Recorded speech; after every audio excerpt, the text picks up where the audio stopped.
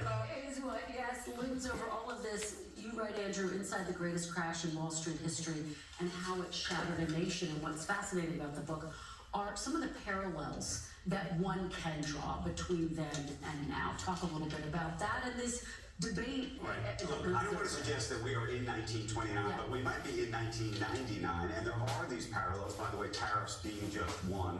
The Smoot-Hawley tariffs, which went into effect in 1930, literally 12 months later, global trade had dropped by 60%. I'm not suggesting we will be there, but there's a possibility that it's going to have. Our freight is high since it's been in 100 years. It's going to have a real impact, and I think right now, when you look at our economy, it is a tale of two cities or two countries, in fact. There's the AI country, artificial intelligence, which is driving almost the entirety of our growth in this nation right now, and everything else. And there are these elements of inflation, while decelerating, like the Treasury Secretary said.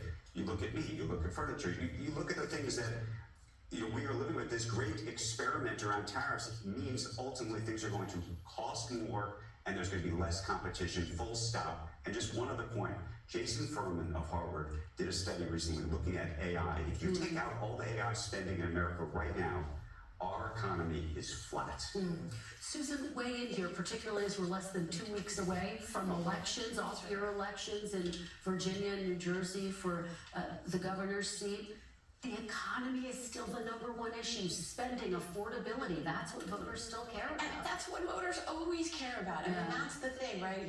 You know, go back to, it's the economy, stupid. I mean, it's always the economy. And I think Trump was very successful in 2024 in shaping a perception about inflation. He's really good at repeating a lie over and over again. So he told people it's the worst inflation in the history of the universe.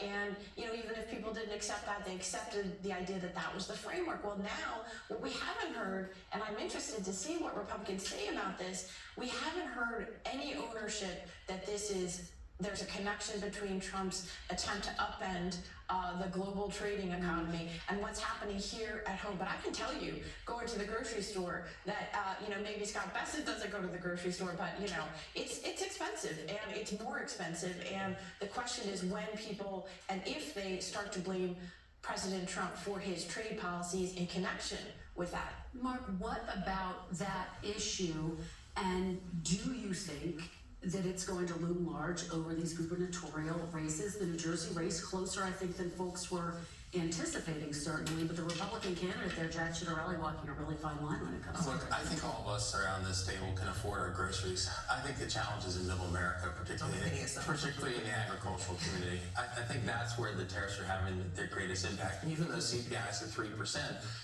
to the president's credit, he's lowered energy prices by 25 to 30%, but that shows you that the tariff impact is actually even greater when you take that into effect. I think for the elections, look, I think that the elections this year are mostly in blue states. I think the one bright spot for Republicans will be Jason Miyares in Virginia. Outside of that, I think it'll pretty much be a Democrat year.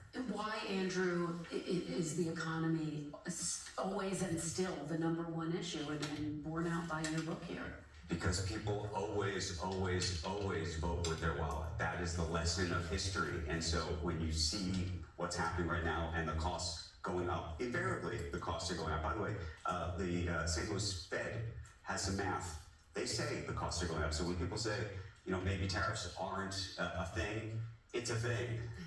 Well, the other big thing, we got some news from your former boss, former Vice President Kamala Harris, who said in a new interview that she is not ruling out a run for president for a third time in 2028. What do you make of that? Were you surprised to hear her say that? I wasn't surprised, but I'm very excited about the possibility. Okay. I mean, I hope that there's a robust conversation within the Democratic Party. We have our own issues. I mean, I think we're suffering from major crises. We're going through an identity crisis. We're draining support among our base voters. There's a growing trust gap. I mean, and this has been persisting and getting worse since 2012. So I really hope that she does get in the race, but I hope there becomes a more robust conversation about the direction of the party. Mark, if she gets into the race? I think Republicans are equally excited to run against Kamala Harris. So. Susan, last thought. Look, it's early yet. Let's talk about this again after the 26 midterm elections. I think the question there really is, can Democrats perform historically as they are expected to do well? And does it even matter anymore when Donald Trump has so expanded executive power? My question is, since he doesn't go to the Congress when it's Republicans, Is he gonna care at all if it is Democratic? All right, well, we will be watching closely. Again, Andrew Ross Sorkin, 1929, congrats. Thank you all for being here. Great discussion. When we come back, the NBA returns to NBC, and we look back on an interview with an NBA legend. Our Meet the Press Minute is next.